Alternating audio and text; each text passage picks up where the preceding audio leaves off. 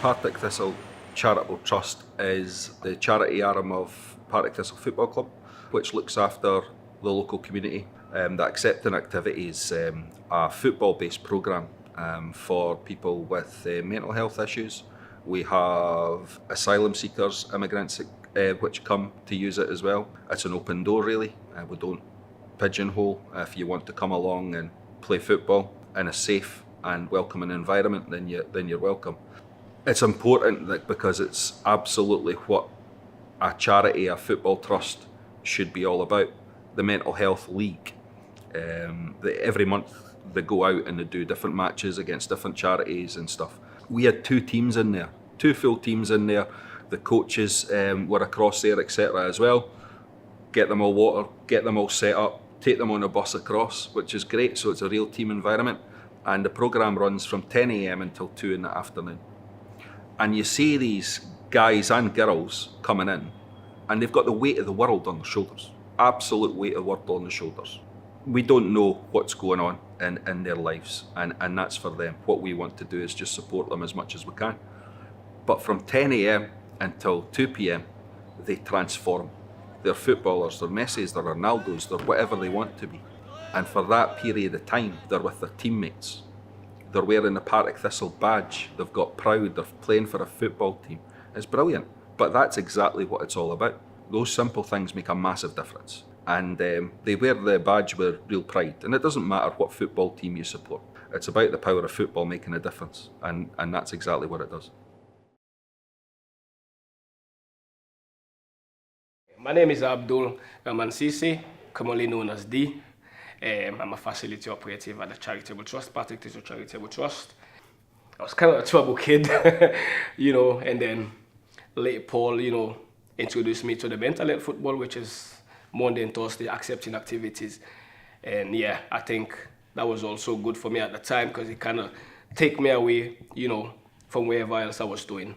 And when Paul took me in, also, again, that's another best thing that ever happened to me because it changed my life a wee bit. Again, the challenges were too much out there for me, where it's like when you came up as an asylum seeker, there's so many challenges you need to go through. And Paul was there to guide me on a few things, just the support that I needed, yeah. So, yeah. Us just getting into that stage where, like, we get to play tournaments and stuff, it makes you feel like you're part of something. When you walk out, you see a big boss waiting for you outside, and this is something we see on TV when we watch footballers play the games. And then for me to be a part of that was a great achievement. Of course, it's the trust that made it happen, and you get to travel across the country, seeing different places, meeting new folks, which I think is some of the most important thing. And I think during the process I've met a lot of good people as well who helped me along the way. As much as Paul did, I'm getting almost everything I want from the trust. So yeah, I would advise anybody who's trying to take up this, then go for it. It's worth it.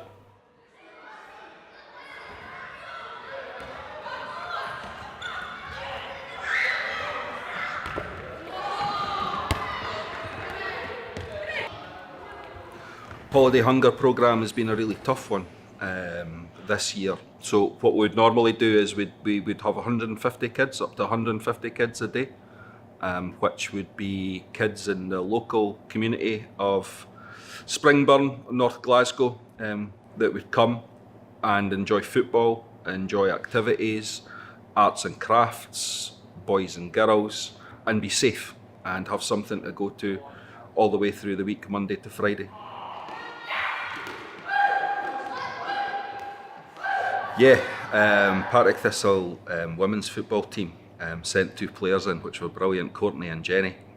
I remember being a young kid, a long time ago obviously, but a young kid and any footballers that come in, you just get starstruck. And the 2 players, Courtney and Jenny, were brilliant. They came in, they answered questions to the kids about football, and the first question that always comes up, kids are brilliant, is about money and how much you signed for and all that kind of stuff. There's no filters. But it was really good, and then they played loads of different games. The players don't need to do that. They don't need to do that, but it's important to Partick Thistle Football Club, and especially for Partick Thistle Charitable Trust, that we use the power of football, the power of sport in general, to get a message across about healthy eating, about staying active and things like that. So Courtney and Jenny were brilliant. Like most councils, funding cuts have been pretty massive, to be honest. And the council have looked at funding over a geographical area. And unfortunately, we didn't get funding for Holiday Hunger programme this year. The harsh reality of it is, unfortunately, that we should not be in a situation that we're in just now, that a lot of the kids and families that rely upon these holiday hunger camps can't afford to either have childcare or they can't afford to have food, and they need to make a horrible choice, and a choice that they shouldn't have to make. And we support them by that. So the kids would come in the morning, they get a healthy nutritional breakfast. Then the kids play football, play games, arts and crafts, like I said, and then at lunchtime we've got an outside caterer called Boss come in, and they do like a hot meal. Sometimes, in fact most of the time, when the kids leave, the last nutritional meal that they've had is the previous time that they've been in the holiday camp. So as I said at the start of this, normally we would be looking after 150 kids over 6 weeks. This year, because we've had no funding at all, we've had to strip that back, which is tragic, and we're 50 to 60 kids maximum. 60 is the maximum that we've been able to do, and we're turning people away every day, which is absolutely horrible. So my worry is, where are the 90 kids? You know, where are the 90 kids that would have normally been at Partick Thistle Charitable Trust for the holiday hunger camps? But we've done as much as we can. Been really, really good to see other organisations like Boss Catering and other organisations come in and support in terms of giving free fruit, free cereal, etc., which has been good. But we've not done as much as what we wanted to do. So we really need to be in a better place thinking about as we go into October, the 2-week break in October. And even though it's only 2 weeks in October, that's at the same time as the heating goes on. So then there's another choice to make. So we need to be making sure that we're prepared and ready to go for that. And the idea for Peters Hill, in absolute middle of North Glasgow Springburn, is to make this place the community hub. You know, the place that people know that there'll be something on, they'll be able to come in, safe and welcoming environment, the community are proud of it and looking after it. At the moment, we're operating mostly on football, as you would expect, but the vision for this place is far greater than that. Now, I've had some great meetings with surrounding charities and the football clubs and the football charities, if you like, should not be working against each other. We should be using each other's strengths. And you know, a meeting yesterday where we're thinking about what we could use the area around about Peters Hill for. This place should be 7 days a week. It should be on the go 365 days a year. So we'll get there. We've got a lot of work to do. And obviously any money that comes in at the moment goes on frontline activities, which is absolutely the right thing to do. But we need to develop here, and we need to be maximising the space here for the community to use. It's not always all about that, is it? Like being the bigger club or, you know, wherever it is. It's about the job you do, you know, what you do, how you helping people, how you changing lives, how you making so many lives better. The guys and girls that are coaches here, majority of them are early 20s. And they are brilliant. They come in early.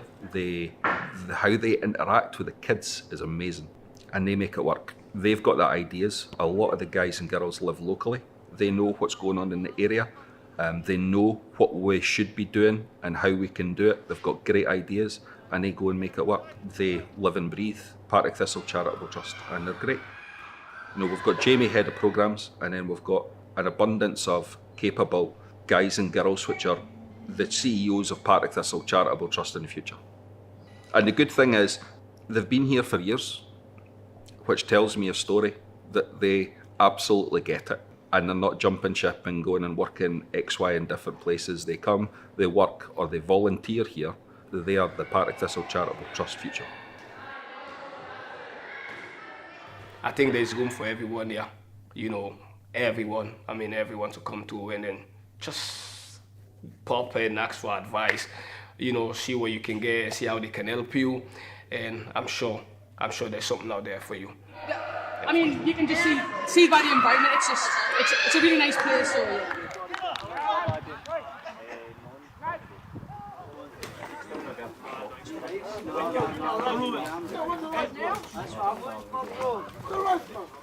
Where's the rice? Johnny, where's the rice?